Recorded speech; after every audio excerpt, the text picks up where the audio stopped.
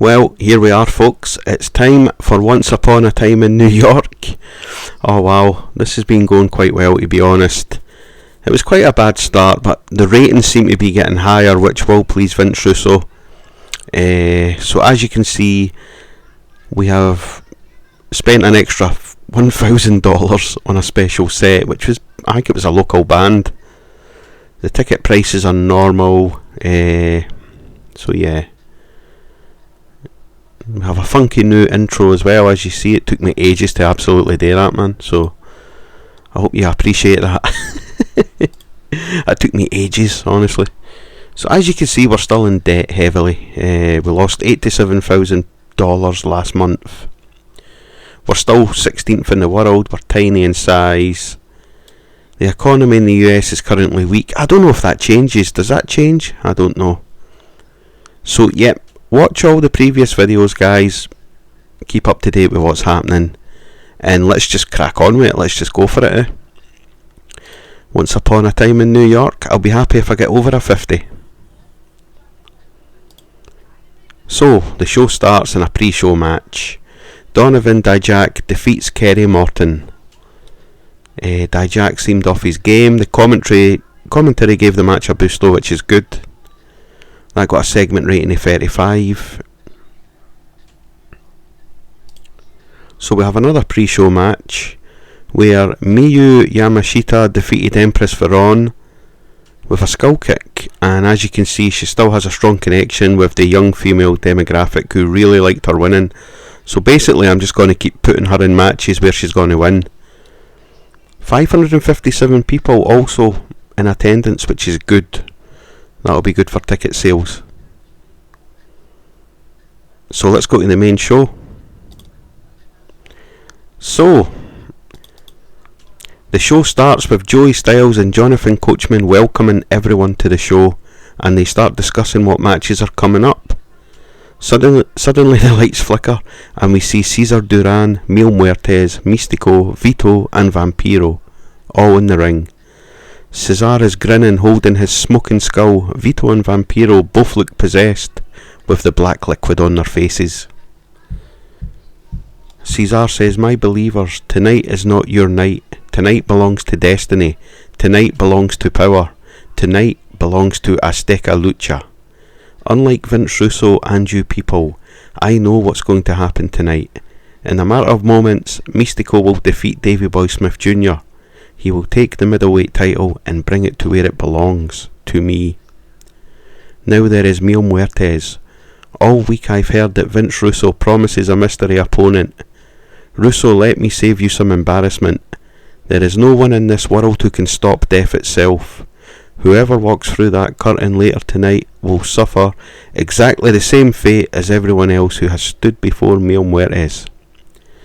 Duran then turns to Vito, and his smile turns more darker. Cesar says, "Finally, let us discuss Vito. Poor big Vito. Russo has spent ages trying to save him. Vito belongs to me. He will remain under my control.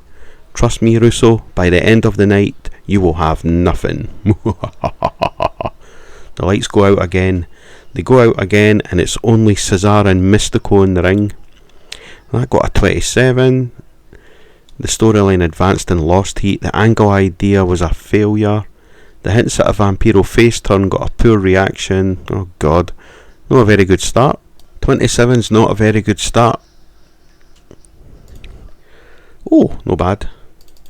Oh, shit. So, about the HUD superb wrestling and good heat, Mystico defeated Davey Boy Smith Jr. by submission with a La Mystica. The match was designed so that the wrestlers could go out and try and steal the show. Mystico has won the MLW World Middleweight title. So Mystico had an in-ring performance of 63, Davey Boy Smith Jr. 50, and that got a 60 segment rating, which is good. It got the crowd buzzing. Good opening match. Bad opening segment, good opening match. Oh god. So, the camera cuts backstage to Vince Russo in his office. He's pacing up and down with his phone to his ear. Laurinaitis is just sitting looking concerned.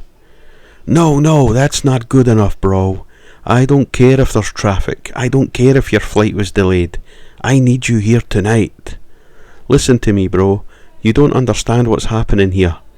Mystico has just won the middleweight title. That snake Cesar Duran is already one up on me tonight. Russo listens for a moment. I've got Mil Muertes waiting on a freaking mystery opponent for tonight, and I don't even know if you will make it to the building. We are running out of time. Don't tell me to relax, bro. Russo just hangs up the phone. Laurinaitis says, Hey, do you think he will make it? Russo said, if he doesn't, then we are in trouble, Johnny. Huge trouble. And I got a 16 rating. Oh my days. What do we do, guys? What do we do? We move on, where we have new tag team champions. The Coffey brothers have defeated the Beer Bellies when Joe Coffey pinned Grado with a discus lariat. The Coffey brothers... Sorry about that, guys. I just got a wee bit... I had to pause it there. So that got a 54 rating. So we have new tag team champions. The hints at a James Storm heel turn got a poor reaction. He has turned heel, as you'll see in a minute. So, Joey Styles talks about how we have new MLW World Tag Team Champions. Joe and Mark, the Coffey brothers, defeat the Beer Bellies. Coach then says, but let's not forget what happened, Joey. That idiot Grado stupidly hit James Storm that cost them the match. Storm is on his knees looking angry. Grado slowly approaches him to apologise. He looks devastated. James, mate, I'm so sorry. I never meant it. It was an accident. But Storm doesn't respond. He just stares at Grado. Grado says, we have been through too much together and we can get those belts back. Storm slowly stands up and it looks like they're about to shake hands, but instead Storm super kicks Grado. Storm shouts, you cost me everything.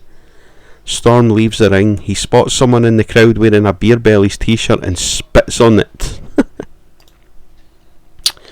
So there we go. Can I turn him heel now? It's not letting me handle the... Oh, I'll need to turn him heel myself. Damn it. But I got a 48 anyway. I'm so sorry for my silence, guys. I'm just in disbelief. The camera cuts backstage where we see Shane Douglas standing by with Saraya. Douglas says, I'm here with the reigning MLW featherweight champion Saraya. Up next, you defend your title against Scarlett. She has spent weeks trying to get inside your head, attacking your family. What's going through your mind right now? Saraya says, usually I would stand here and tell everyone exactly how I'm going to beat Scarlett. Usually I'd be talking about retaining my title and proving why I've carried this division on my back, but tonight is different. Shane says, different how? Because later on my brothers are going to fight each other in a falls count anywhere match. One of them will have to leave MLW. It won't just be a match, it will be a fight, and I'm scared both of them will get hurt. Zach is full of anger. Roy is thirsty for revenge. Scarlett thinks she can take advantage of this and attack my mother. Tonight she will find out exactly what happens when you push me too far. Scarlett, this is my house, and your time is up, bitch. And I got a 75 rating. That has to be the best yet that I've ever had in this game.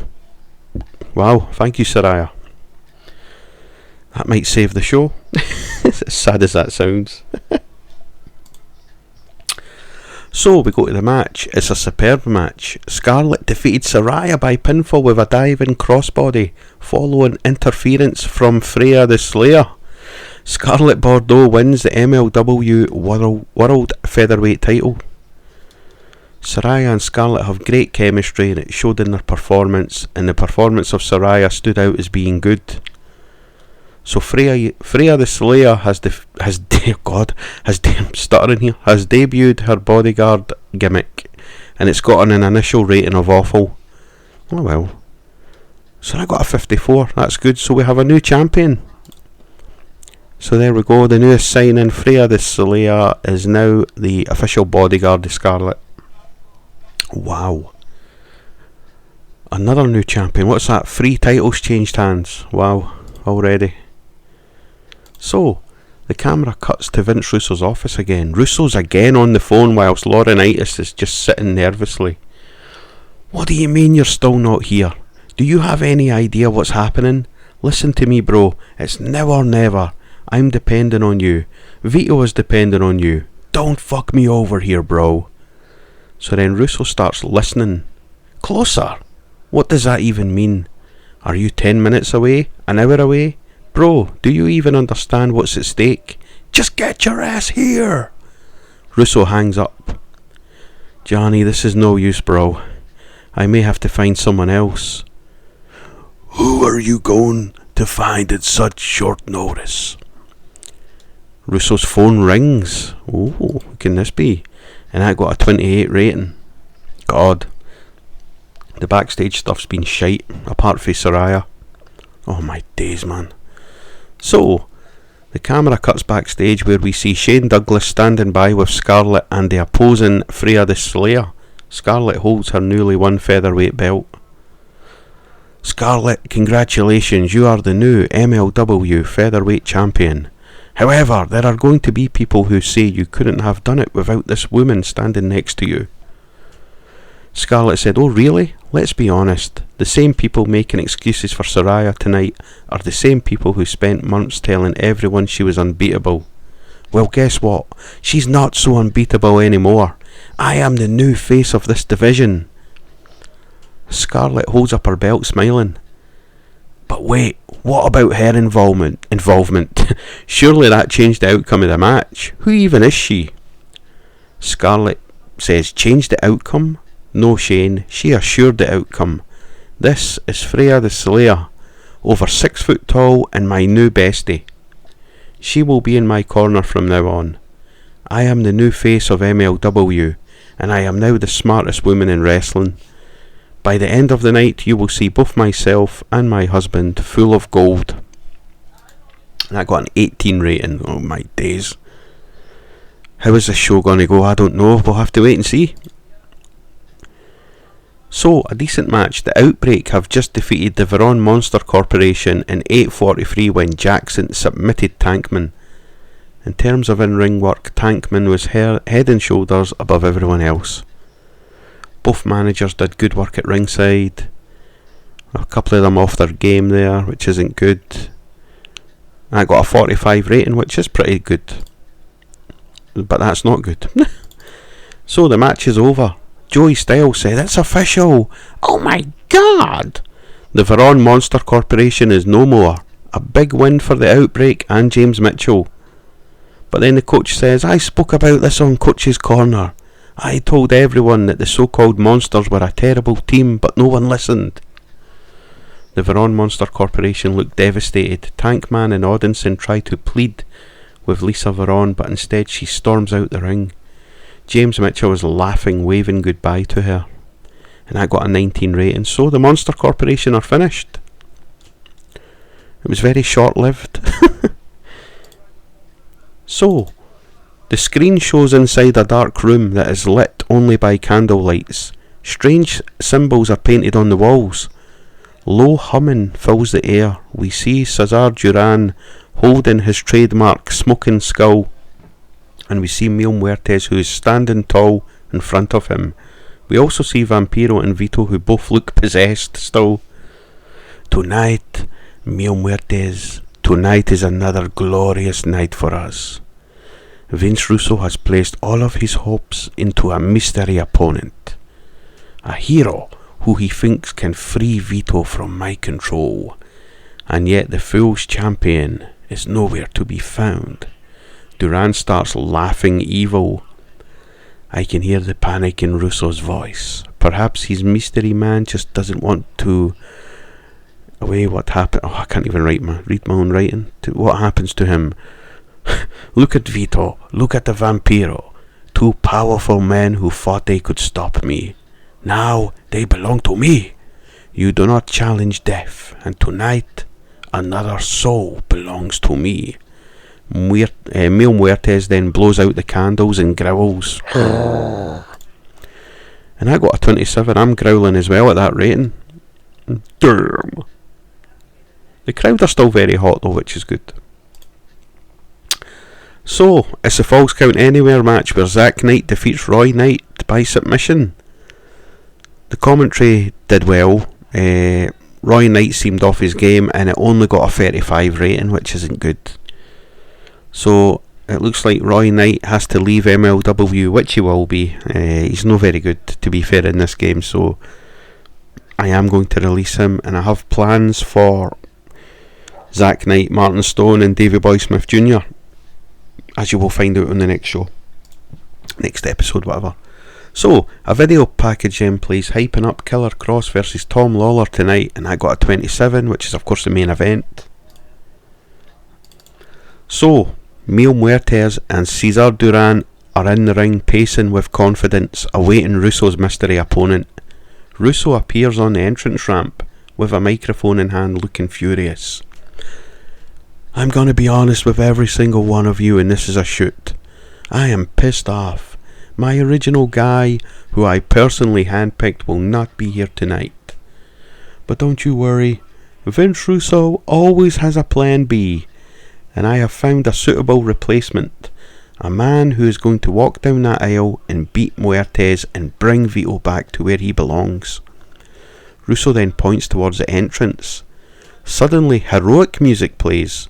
Russo looks confused. The Green Phantom steps onto the stage, standing beside Russo, and extends his hand for a handshake. Russo, cut the music! What the hell are you doing? You're not that guy. Believe me, get the hell out of here. The lights begin to flicker. We see Cruel appear on stage. He points towards Muertes.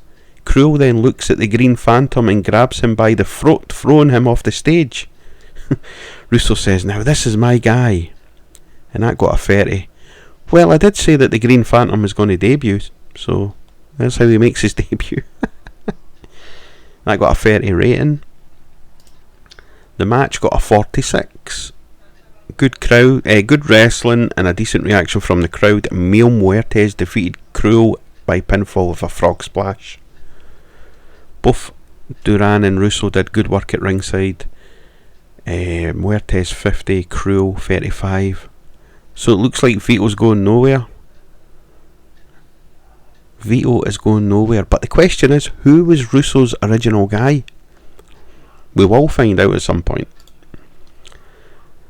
So after the match is over, we see Vince Russo looking devastated. He tries to hug Vito, but Vito just stares a hole right through him, still possessed.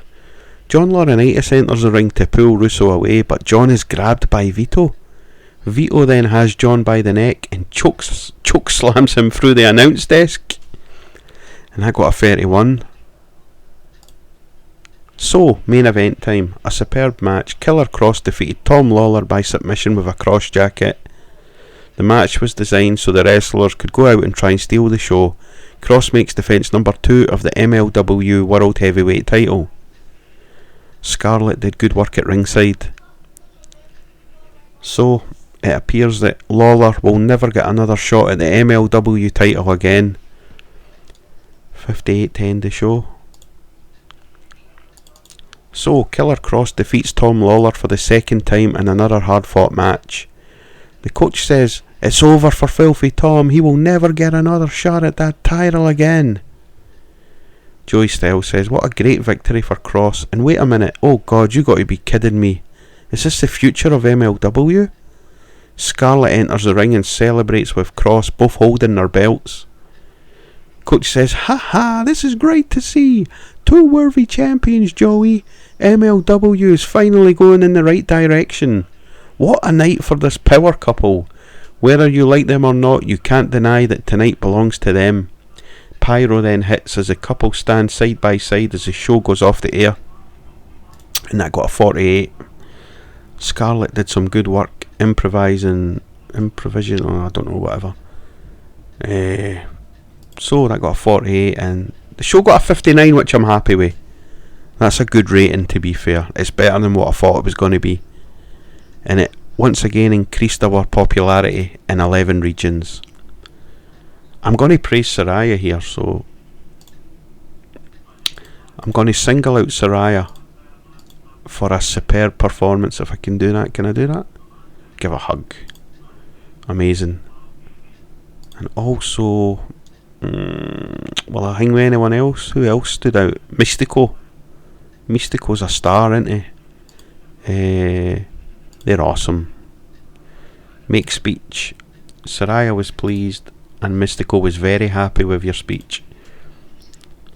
Financial report. Oh god, do I have to see this? Oh my days, look at the red. Popularity recap. I mean, we're doing okay. We're doing okay.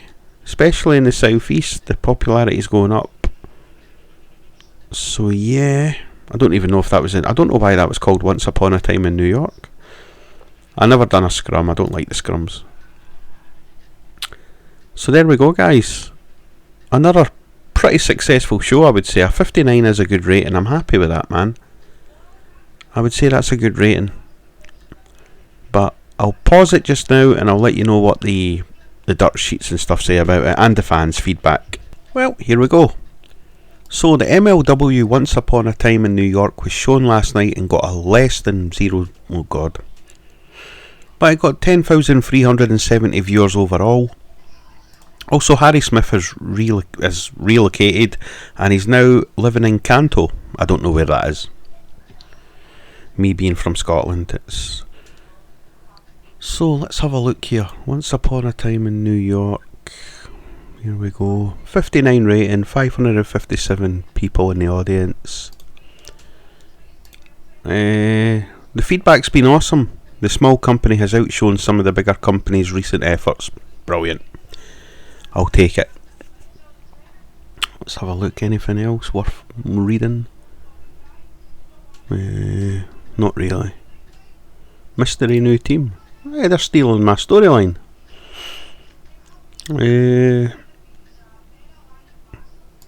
Jeff Hardy versus Mad Braddocks. So yeah, anyway, that'll do. I'm very happy with that rating. Join me in the next show where it'll be another fusion, and before I end the video I just want to say a big good luck to Scotland tonight, who are playing in the World Cup against Haiti. I hope Scotland destroy them. If they don't, they can fucking forget even, I don't know, winning anything else, because Brazil will batter them and Morocco probably will as well, but they have to win tonight, guys. So yeah, wish them good luck for me. Anyway guys, I'll see you in the next video. Have a good one.